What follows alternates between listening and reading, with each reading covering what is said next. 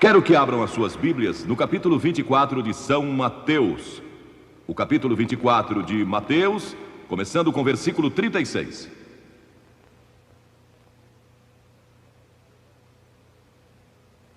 Mas a respeito daquele dia e hora ninguém sabe, nem os anjos dos céus, nem o Filho, senão somente o Pai.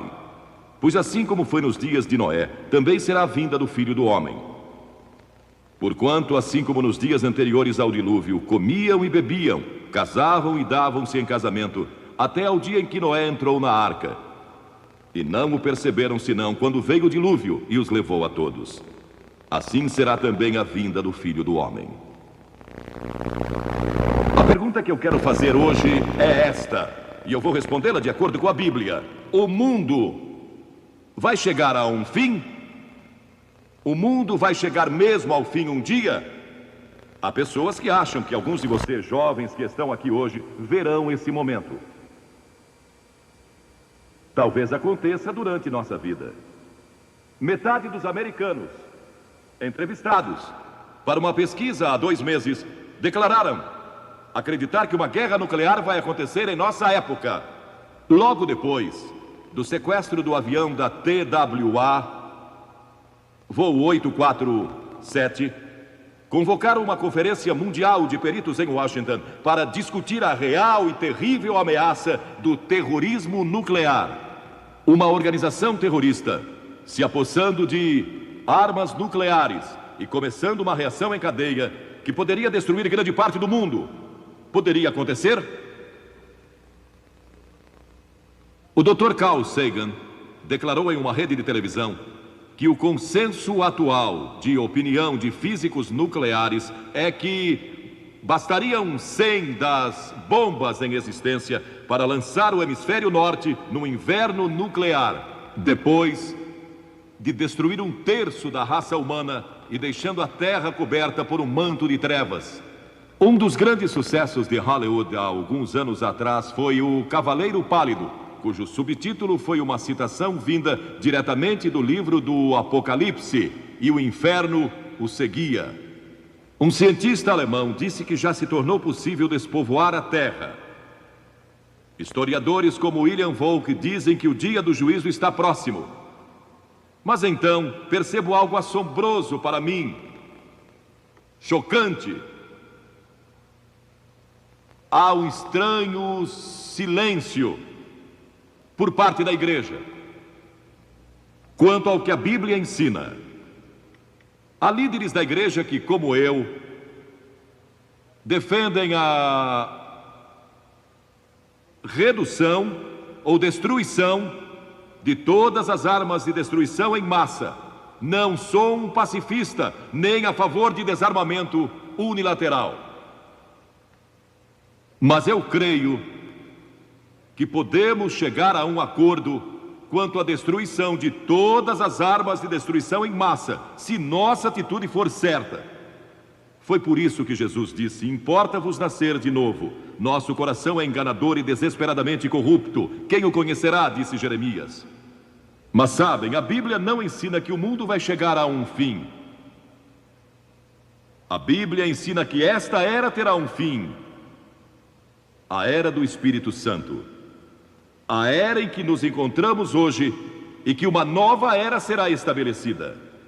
Em outras palavras, assim como você troca seu carro velho por um novo, Deus vai trocar este sistema maligno atual, que chamamos de cosmos, um sistema mundial, vai trocá-lo por uma nova era. E essa nova era será a era do reino de Deus. E essa nova era vai prevalecer. Vamos ver o que diz a Bíblia. O Novo Testamento menciona o novo nascimento 9 vezes, arrependimento 70 vezes, batismo 20 vezes. Mas alguém disse, eu não contei, por isso não sei se isso é um exagero ou não. Mas alguém declarou que a segunda vinda de Cristo é mencionada mais de 380 vezes. O que eu sei é que é mencionada com frequência. Cristo disse, como foi nos dias de Noé, também será a vinda do Filho do Homem. Agora, a história de Noé popularizou-se novamente, na ficção e em quadrinhos. Na verdade, a programação de TV do jornal Los Angeles Times esta semana falava a respeito dos animais da Arca de Noé. O quadro da civilização nos dias de Noé está descrito no livro de Gênesis, em seu 6º capítulo. Diz que o povo era cheio de maldade, imaginações perversas, corrupção, violência. Toda a imaginação dos seus corações era má. Isso não se parece com nossos dias? Não podemos deixar de imaginar maldade quando assistimos muito à televisão e vemos tanta violência e crime, e lemos a respeito de crimes em nossos jornais todos os dias, pessoas que são assaltadas e assassinadas e roubadas e tudo mais o que acontece. Isto nos preocupa, pois entra em nossas mentes e nos enche de temor. Era um mundo em que o casamento fora deturpado e a perversão sexual prevalecia. Era um mundo em que a violência prevalecia. Recentemente, na Conferência Internacional de Mulheres, patrocinada pelas Nações Unidas em Nairobi, a questão da violência contra as mulheres foi frequentemente discutida. E violência contra crianças, pessoas que maltratam seus filhos. Os crimes e a violência estão continuamente aumentando.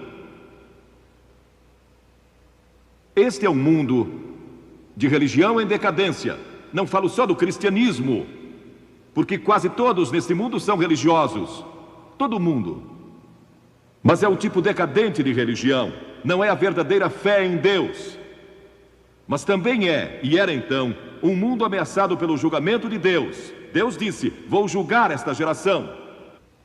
Agora Deus disse: vou julgar o mundo, vou fazer com que chova por 40 dias e 40 noites, e vou destruir o homem que criei, por causa de sua maldade. E vou começar com a raça humana outra vez. Mas então Deus viu um homem, em meio a toda aquela sujeira e maldade, violência e perversão, viu um homem que servia a Deus. Seu nome era Noé. Noé ousara andar com Deus. Ele tinha fé em Deus. E verdadeira fé mostra como você vive. Ele vivia uma vida disciplinada. E era um homem de integridade moral. Ele adorava a Deus. E ousou servi-lo. Ele era um não conformista. Zombavam dele em seu lugar de trabalho. E zombavam dele nas reuniões sociais às quais comparecia. Seus vizinhos e amigos não conseguiam entender. Eles diziam que ele era estranho, porque falava a respeito de Deus e orava e cria em Deus. Cria que Deus controlava o mundo. A Bíblia diz que pela fé, Noé, note, pela fé Noé, sendo advertido por Deus sobre coisas que ainda estavam por vir, movido de temor, preparou uma arca. Deus disse: vou mandar um dilúvio, mas tenho que salvar Noé e sua família. Noé vive para mim, e Deus não pode julgar uma pessoa que vive para Ele. Uma pessoa que chegou a Cristo e à cruz, que recebeu o perdão dos pecados e que vive para Jesus Cristo, não pode ser julgada. Já nenhuma condenação há para os que estão em Cristo Jesus. Você nunca comparecerá diante do trono do juízo. Se crê em Cristo, Ele é seu lugar de refúgio. E Noé não podia ser julgado. Então Deus disse: preciso achar um meio de salvar Noé e sua família. Então Deus veio a Noé um dia e disse: Noé, eu vou destruir o mundo e começar outra vez. Quero que construa um grande navio e que o faça de cipreste. Cubra-o de piche por dentro e por fora. Faça-o de 150 metros de comprimento, 25 de largura e 15 de altura, com 3 andares. E põe uma janela e uma porta. E comece logo. Vocês podem imaginar como aquele povo zombou? Construir um imenso navio, tão grande quanto o moderno transatlântico, no meio do deserto, onde nem havia água. Mas Noé, eu imagino, era membro do sindicato, então conseguiu alguns operários. E começaram a construir aquele navio. E imagino que tenha se tornado uma grande atração turística, como a Disneylândia.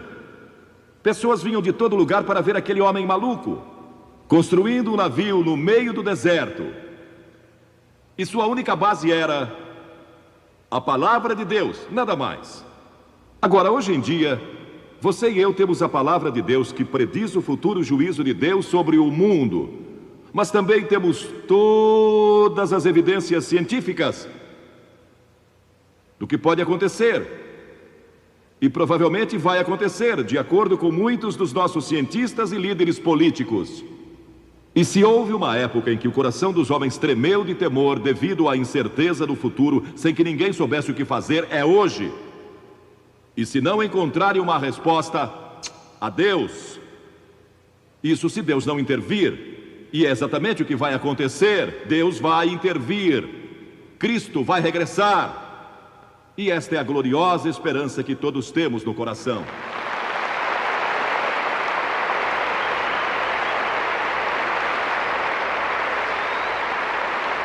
Mas durante todo aquele tempo Noé pregou. Ele trabalhava e pregava. A Bíblia diz que ele foi um pregador da justiça, pregou arrependimento. Ele clamava ao povo que se arrependesse e se voltasse para Deus, porque o dilúvio era iminente. Eles nunca ouviram falar de um dilúvio, nunca tiveram um antes. E os meteorologistas o desmentiam constantemente. Não há qualquer sinal de chuva, nenhum sinal de um dilúvio. Ele é um tolo, não sabe do que está falando, isso não é científico. E zombaram dele. E os carpinteiros que o ajudaram a construir aquele navio também não acreditavam nele. Trabalhavam pelo seu salário. Até mesmo a família de Noé achava difícil acreditar. Mas Noé não vacilou. E Deus não falou mais com ele por 120 anos. Pensem só nisso. Ele recebeu uma mensagem do Senhor e acreditou nela, aceitou-a pela fé. Isso mostra a extensão da sua fé. E 120 anos depois, ele ainda estava construindo aquele navio e finalmente o terminou. E quando terminou, Deus veio a ele e disse: Noé, vou dar ao mundo 7 dias mais. 7 dias mais para que se arrependam. Mas depois disso, o julgamento vai se abater. A Bíblia adverte que o mundo vai sofrer um julgamento. Mas a esperança no horizonte é a ressurreição de Cristo e o seu prometido regresso. Foi a esperança dos profetas. Isaías 66 declara que o Senhor vai voltar em fogo e os seus carros como um torvelinho para tornar a sua ira em furor. E há tantas passagens do Novo Testamento que eu levaria horas lendo-as para vocês. Cristo disse: vou preparar-vos lugar, e quando eu for e vos preparar lugar, voltarei, e vos receberei para mim mesmo, para que onde eu estou estejais vós também. Um dos programas de televisão mais populares dos Estados Unidos alguns anos atrás foi Caminho para o Céu. Mas o único caminho para o céu nesta Bíblia é Jesus Cristo. Ele providenciou um caminho para o céu, providenciou um meio de salvação. Ele disse: eu sou o caminho, eu sou o caminho, eu sou a verdade, eu sou a vida. Podem imaginar alguém se levantando e dizendo que é o caminho e que ninguém pode ir a Deus exceto por Ele? Podem imaginar alguém dizendo: eu sou a personificação de toda a verdade. Toda a verdade científica, toda a verdade psicológica, a personificação de toda a verdade moral e religiosa. Só pode ser um louco. Ou ele é mentiroso, um louco, ou é quem declarou ser. E esta é a decisão que você precisa tomar. Se Jesus Cristo é quem declarou ser o Filho de Deus e o único caminho de salvação, o único meio de escape do julgamento vindouro, então é melhor achar o caminho para Ele, e logo, ainda hoje. Não espere, porque ninguém sabe quando nossa hora vai chegar, porque o fim do mundo para você pode ser hoje à noite, no momento em que você morrer. Esse momento vai marcar o fim do mundo para você. E isso pode ser a qualquer momento, mas para toda a população do mundo não vai ser da forma como alguns cientistas pensam, porque eles não levam Deus em consideração. E Ele é um Deus de amor e misericórdia, Ele é um Deus de compaixão, mas também é um Deus de julgamento. Mas vai haver pessoas que serão salvas de toda essa confusão, e Deus vai edificar um novo mundo e um novo reino. E esse dia vai chegar, tão certo como eu estou aqui. Varões galileus, por que estáis olhando para as alturas? Quando os discípulos viram a Jesus ascendendo aos céus com lágrimas nos olhos, porque o seu mestre estava indo embora, 2 homens vestidos de branco surgiram e lhes disseram: varões galileus, por que estáis olhando para as alturas? Esse Jesus que dentre vós foi assunto ao céu, assim virá do modo como viste subir, ele vai regressar. Quando Cristo vai voltar? Não sabemos. Diz: daquele dia e hora ninguém sabe, nem os anjos do céu, nem o Filho, senão somente o Pai. Mas Cristo disse: estejam preparados, porque na hora em que menos esperarem, o Filho do Homem vai voltar. Você está preparado? Está preparado? Fique em silêncio por um momento e pense nisso. Está preparado? Em Amós 4 lemos: prepara-te para te encontrares com o teu Deus. Você diz: o que devo fazer para estar preparado? Já fui batizado, pertenço à igreja. Não é disso que estou falando. Isso é ótimo, é necessário.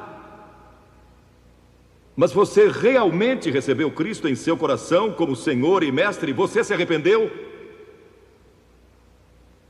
Arrependeu-se dos seus pecados? Arrepender-se significa mudar de direção, mudar sua vida, suas atitudes, a respeito de Deus, de si mesmo e dos outros. Significa um novo estilo de vida sob o senhorio de Jesus Cristo. Significa amar os oprimidos. Você vai ter um novo poder para amar pessoas de outra raça. Significa que Deus vai entrar em sua vida, na pessoa do Espírito Santo, dando-lhe poder para amar e ter paz interior e ter propósito e significado na vida. Significa céu nesta vida, bem como na vida futura. Significa que Deus vai ajudá-lo em seu casamento. E para vocês jovens, Ele vai ajudá-los a escolher a pessoa certa para se casarem. Há tantas coisas que vão lhe acontecer quando você aceitar a Cristo. Isso é arrependimento, é mudança. E você vai ter que deixar muitas coisas erradas em sua vida. Deixá-las. Tem que pagar um preço. Não é fácil. E não estamos oferecendo uma graça barata e conversão fácil e seguir a Cristo sem sacrifício. Jesus disse: quem quiser vir após mim, negue-se a si mesmo e tome a sua cruz. Não vai ser fácil. Paulo disse que todos que quiserem viver piedosamente em Cristo Jesus serão perseguidos. Você será rejeitado por muitas pessoas do mundo. Muitos não vão entender e vão zombar de você como zombaram de Noé. E sua fé precisa estar em Cristo. Ela não precisa ser forte, sua fé não precisa ser grande. Pode ser do tamanho de um grão de mostarda, que mal pode ser visto, mas se for colocada em Cristo é suficiente. Então você se arrepende e crê e entrega sua vida a Cristo. Está pronto? Está preparado? Você veio a esta reunião hoje, provavelmente pensando que vai viver muitos anos, mas você não sabe. Na Inglaterra, no ano passado, uma mulher estava a caminho do estádio e tinha resolvido que naquela noite ia se decidir e entregar sua vida a Cristo, mas teve um ataque cardíaco a caminho do estádio e morreu. Espero e oro que ela tenha tomado uma decisão nos últimos momentos de vida. Não espere, tome sua decisão agora.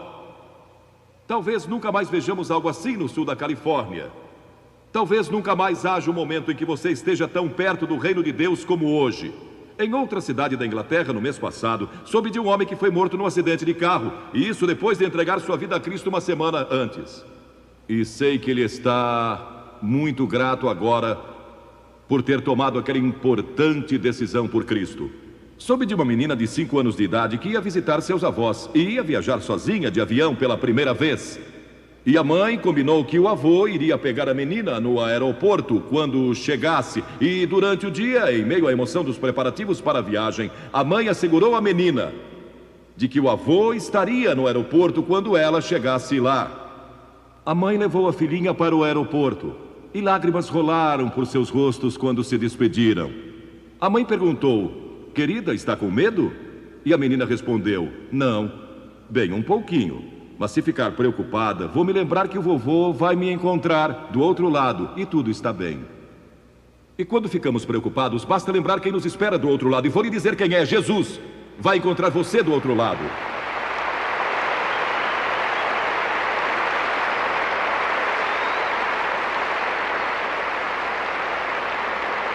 Você pode se decidir hoje. De Sheffield, na Inglaterra, no mês passado, uma senhora me escreveu que há um ano atrás seu casamento de 21 anos estava se desmoronando. Os papéis do divórcio estavam assinados, o marido estava nas passeatas da greve dos mineiros e a família tinha que viver do seu salário de enfermeira. E ela estava tendo um caso com outro homem. Sua filha estava tendo sérios problemas emocionais por causa de desemprego e da situação familiar. O filho de 13 anos já estava envolvido em crimes. E um ônibus com um grande slogan passava por sua casa todos os dias e dizia: Billy Graham, vale a pena ouvir. Foi o que usaram como slogan daquela cruzada em Sheffield. E passava pelo lugar das passeatas, onde estava o marido, dia após dia.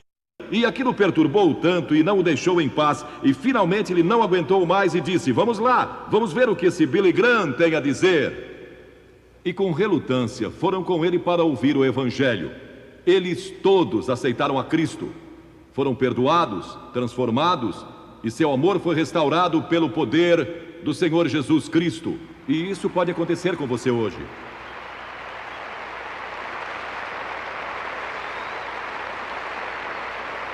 E ela disse algo muito interessante. Ela disse: obrigada por ter dado sua vida a Cristo há anos atrás. E por ter vindo aqui para salvar nossa família, que estava à beira da destruição total. Uma mulher aqui veio para rededicar sua vida a Deus, para que Ele a ajudasse a vencer a amargura que tinha contra seu marido, que a abandonou, e então voltou sem sequer pedir perdão. E enquanto estava sendo aconselhada, ela olhou por cima do ombro do conselheiro para esta parte do estádio e, assombrada, disse: lá está meu marido. Ele veio à reunião, ouviu a mensagem e entregou a sua vida a Jesus Cristo. E eles saíram do estádio com os braços em volta um do outro. Isso é o que Cristo pode fazer.